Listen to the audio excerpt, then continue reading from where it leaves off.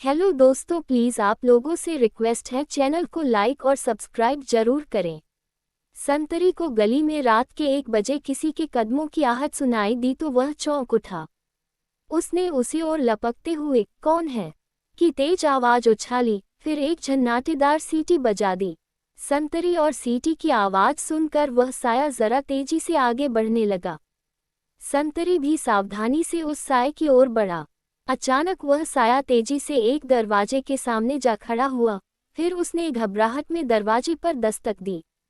दरवाजा खुला और उसी पल संतरी भी वहां आ पहुंचा। खंभे के लट्टू की रोशनी में संतरी ने दरवाजा खोलने वाले नौजवान को फटकार लगाते हुए कहा, अपने घर की औरतों को इतनी रात तक अकेला छोड़ देते हो, तुम्हें कुछ भी ख्याल नहीं कि जमाना कैसा है। वह नौजवान उस संतरी के मुंह की ओर देखने लगा, तो वह फिर भुना भुनाया, अब मेरा मुंह क्या देख रहे हो, औरत को अंदर करो और किवाड़ लगाओ। संतरी सीटी बजाता हुआ आगे की ओर बढ़ गया। उस नौजवान ने तब अपने दरवाजे पर दस्तक देने वाली लड़की के चेहरे की ओर देखा और हौले से बोला, आइए, अंदर आ जाए। वह लड़की झिझकती हुई अंदर आ गई।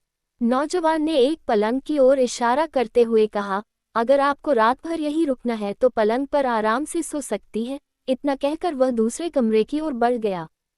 वह लड़की देर रात तक पलंग पर लेटी हुई सोचती रही, फिर पता नहीं कब उसकी आंख लग गई। सुबह जब वह लड़की उठी तो उसने महसूस किया कि वह देर तक सोती रही है। काफी धूप निकल आई थी। उसके पलंग के पास एक मेज पर उसके लिए नाश्ता रखा हुआ था।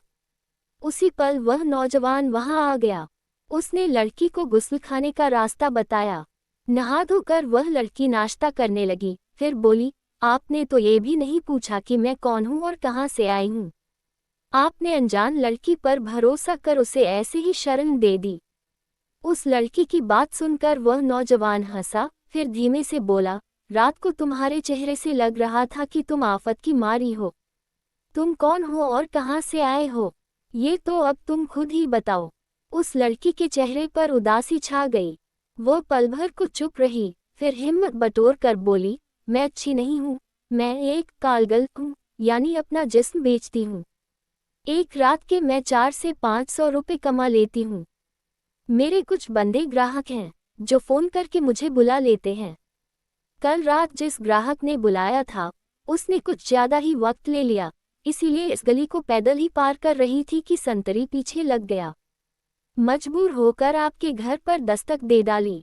वह नौजवान उसकी बात सुनकर संजीदा हो गया, फिर उसने पूछा, तुम्हारा नाम क्या है। लड़की के होठों पर इस बार मुस्कुराहट नाच उठी। मेरे ग्राहक मुझे अलग अलग नामों से जानते हैं। कोई रेहाना के नाम से जानता है तो कोई सुरैया के नाम से। कुछ मुझे शांति देवी कहते हैं तो कुछ गीता देवी। असली नाम तो मैं खुद भी भूल गई हूँ। अगर कुछ सही याद है तो वह है मेरा फोन नंबर। ये कहते हुए उस लड़की की आंखों में आंसू भर आए। उन्हें अपने रुमाल से पोंछती हुई वह बोली, आपको देखकर जिंदगी में पहली बार लगा कि किसी शरीफ आदमी के घर में रात गुजारी है, नहीं तो यहाँ के नेताओं, अफसरों, सेठों ने स्याह रातों में मुझे खूब भूगा है।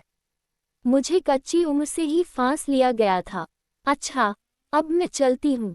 आपके घर बिताई ये रात जिंदगी भर याद रहेगी। वह लड़की अपना बैग उठाकर जाने ही वाली थी कि अचानक दरवाजे पर दस्तक हुई। नौजवान ने उठकर दरवाजा खोला तो सामने अपनी मां को देखकर चौंका। मां जी, आप अचानक। घर में दाखिल होते हुए वे अधेड़ उम्र की औरत बोली, हाँ, मैं अब अपना फैसला सुनाने आई हूँ। तुझे अब शादी करनी ही होगी। मैंने लड़की देख ली है, फोटो साथ लाई हूँ, अब तुझे इनकार नहीं करने दूंगी। अचानक नौजवान की मां की नज़र उस लड़की पर पड़ी। वह चौंकते हुए बोली, अच्छा तो तू शादी कर भी लाया। खैर, मुझे तेरी पसंद मंजूर है। लड़की अच्छी है, मुझे तो बहू ही चाहिए थी। उस लड़की की मांग में सिंदूर भरा था, इसलिए मां को धोखा हुआ। मां ने उस लड़की के सिर पर हाथ फेर कर पूछा, बहू, क्या नाम है तेरा। जी, सावित्री, उस लड़की ने हकलाते हुए कहा। अच्छा नाम है, हमेशा सुखी रहो। मां ने फिर उसके सिर पर हाथ फेरा। फिर वे गुस्लखाने में चली गईं। तभी वहीं से आवाज आए, अनिल, आज बहू को मैं खाना बनाकर खिलाऊंगी। नौजवान ने लड़की की ओर देखा और धीरे से बोल, सावित्री, या जो नाम हो तुम्हारा, अब तुम्हें 5 से 6 दिन यहीं रुकना होगा। तुम्हें बहू का रोल अदा करना होगा। मैं हर रात के 500 रुपये तुम्हें दूंगा। तुम्हारे नुकसान की कम से कम भरपाई ही कर पाऊंगा। मेरी आमदनी बहुत ज्यादा नहीं है। माँ के जाते ही तुम भी चली जाना। लड़की ने मुस्कुराते हुए उसकी बात मान ली। उस लड़की को 5 रातों तक उसके साथ एक ही पलंग पर सोना पड़ा। हर रात बीतने पर वह लड़की के हाथ पर 500 रुपये रख देता। वह लड़की मुस्कुराकर उन्हें ले लेती। छठे दिन माँ जाने की तैयारी करने लगी। लड़की ने तय कर लिया कि उनके जाते ही वह भी चली जाएगी। उसने नौजवान के नाम एक खत लिखा और उसे तकिए के नीचे रख दिया। खत में उसने लिखा था, अनिल बाबू, आपके साथ जो 5 रातें गुजारी हैं, उन्हें मैं हमेशा याद रखूंगी। मेरी फीस तो मेरे जिस्म को भोगने की है, सिर्फ साथ सोने की नहीं। आपने तो मुझे हाथ तक नहीं लगाया, इसलिए मैं आपके सारे रुपए इस खत के साथ रखे जा रही हूँ। हाँ, 100 का नोट आपकी यादगार के रूप में ले जा रही हूँ। बिना मिले जा रही हूँ, इसके लिए माफ कर देना। अनिल की माँ अपनी अटैची के साथ रिक्शे में बैठकर चली गई। कुछ ही देर बाद वह लड़की भी रवाना हो गई। उसने चाबी पड़ोस की एक औरत को देकर अनिल को दे देने के लिए कह दिया। शाम को जब अनिल घर आया तो घर पर उसकी माँ मिली। उन्होंने बताया कि वे अपना कुछ सामान भूल गई थी, इसलिए लौट आई। फिर अनिल को मालूम हुआ कि अजनबी लड़की जा चुकी है।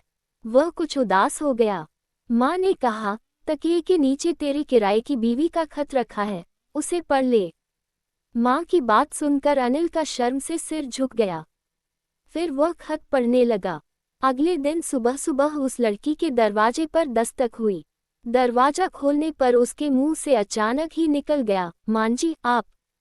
हाँ, मैं। अनिल की माँ अंदर आते हुए बोली, मैंने तुम्हें खत रखते देख लिया था। पढ़कर जाना कि तुम अनिल की असली नहीं, किराए की बीवी हो। इतना कहकर माँ ने गौर से उस लड़की के चेहरे को पढ़ने की कोशिश की। उस सुंदर लड़की के चेहरे पर कई रंग आए और गए। फिर उसने अपना बैग उठाकर कंधे से लटकाया और सख्त आवाज में बोली, जब आपको पता चल ही गया था कि मैं क्या हूं तो फिर मेरा पता मालूम कर आप यहाँ क्यों आई? खैर, मैं जा रही हूँ। मैं आज दिन में ही बुक हूँ। माँ भी थोड़ी सख्त आवाज में बोली, तो हम भी तुम्हें बुक करने आए हैं। अनिल के लिए तुम्हें बुक करना है, पूरी जिंदगी के लिए। बोलो, मंजूर है? वह लड़की ठगी सी कुछ देर के लिए खड़ी रह गई। फिर उसकी आंखों में खुशी के आंसू छलछला आए। उसने माँ के सीने में अपना मुंह छिपा लिया। माँ उसके सिर पर प्यार से हाथ फेरने लगी। कहानी अच्छी लगी तो चैनल को लाइक और सब्सक्राइब जरूर करें। धन्यवाद।